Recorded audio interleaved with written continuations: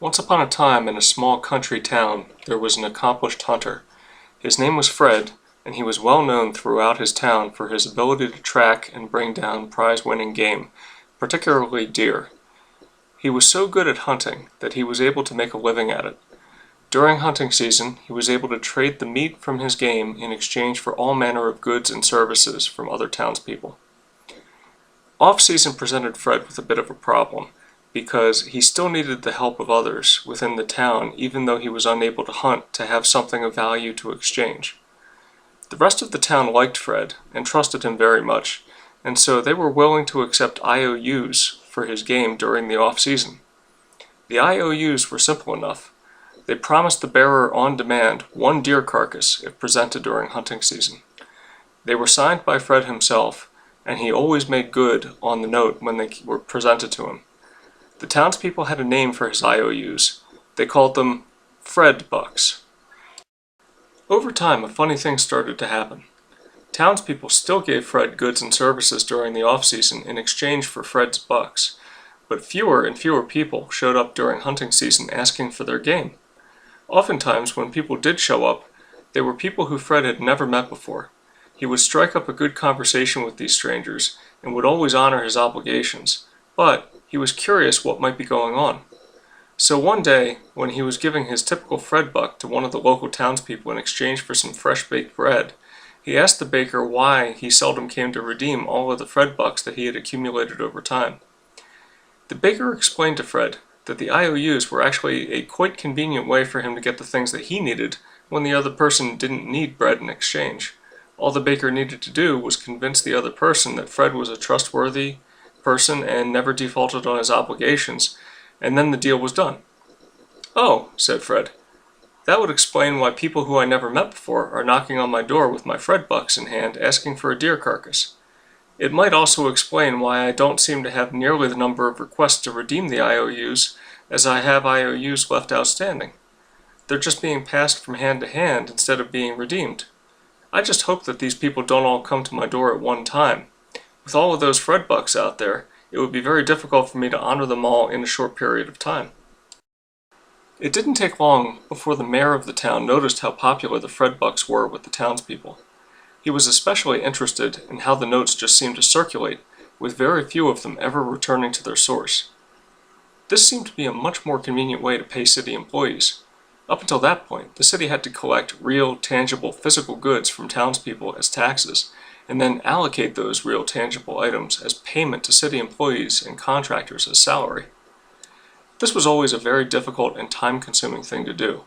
Fred bucks might just make this task a lot easier. So the mayor declared that from now on, all city taxes would be payable in Fred bucks and nothing else. The city employees seemed to like this arrangement just fine. The townspeople seemed to prefer it as well. And as for Fred, his life became much, much easier. Even during hunting season, when he could exchange a real deer in exchange for other real goods and services, people started asking him for IOUs instead. Fred was shocked by this and couldn't really understand it fully, but it essentially brought him an effortless living, and so he went along. Now the mayor, being so happy with the success of this plan, started dreaming up ways to emulate Fred. Wouldn't it be nice, he reasoned, if I could have more resources to pay my employees without having to overtax the town's population? And he did just that. The mayor started to issue IOUs of his own. He called these IOU instruments town bonds. If somebody bought one of these bonds for 100 Fred bucks, the mayor promised that in 20 years the bond could be redeemed for 200 Fred bucks. The mayor didn't plan on being in office when the bonds were redeemed, so long as the people went along, and he could grow his government significantly without having to pay for it. Pretty soon the Fred bucks became not only a circulating currency, but the engine of town growth, and the backbone of the savings of the town citizens. Instead of just the Fred bucks circulating, the town bonds started being exchanged from hand to hand as well. But after a while, the situation started to turn south. A few townspeople noticed the thousands of Fred bucks that were circulating throughout the town. They noticed that Fred had stopped hunting, but he was still living a very comfortable life. And they noticed that in the not-so-distant future, the bonds that had been issued would become redeemable. Fred could not honor all of the existing Fred bucks now, much less the obligations that would come years from now. Fred would be an old man who, due to lack of practice, would be much less efficient at delivering the goods.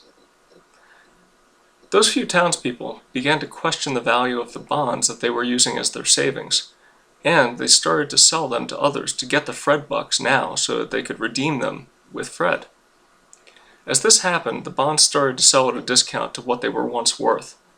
The citizens started noticing this, and more tried to get out of their bonds and into current Fred bucks, which were redeemable for deer now. It didn't take long before the bonds were selling at a deep discount to their face value. The people of the town, who had used the bonds as their life savings, were in a panic. Once they saw that the Fred bucks were so discounted, they realized that there must be a very real chance that the bonds would not be honored in the future. They needed Fred bucks to trade for what they needed, and so they valued the ones that they had in hand very dearly because their future now looked so uncertain. The original bond sellers, now that they got their Fred bucks in hand, made their attempt to redeem them. They all went banging on Fred's door almost on the very same day. Fred did his best to honor the claims of the very first few, but most of the people he had to turn away, explaining to them that even if he had the next 100 years available to hunt, there was no way that he could possibly honor all of the promises made for so many deer. That was the day that the townspeople came to realize that their life savings had vanished. And so ends this story. So why am I telling it? I'm sure by now you know where I'm going with this. Is there really that much of a difference between this and a Fred buck? Well, there is one important one. This buck doesn't promise to be redeemable in anything, yet we accept it anyway. We take it in payment for our own labor simply because we have the belief that someone else will accept it in exchange for theirs. The number of these floating in the economy is ever increasing. There are bonds that are denominated in these.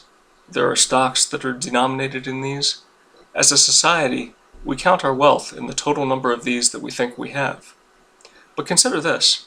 When you exchange your labor for these, you have not yet been paid. You only hold in your hand the intention of another person to deliver value to you in exchange for this piece of paper. You don't technically get paid until you turn this paper into something of real tangible value. There are a lot of people out there who have not yet been paid. Some of them have not yet been paid for years of their labor. When I hear on some podcasts and read on some blogs that they are going to confiscate your retirement accounts or your bank accounts, I cringe a little bit because it means that people have not yet come to realize that there is nothing there now. Folks, if you hold these or anything that is denominated in these, then your value has already been confiscated. If and when they close your bank account or convert your retirement account into government bonds, that's not confiscation. It's just an admission of a confiscation that already occurred long ago.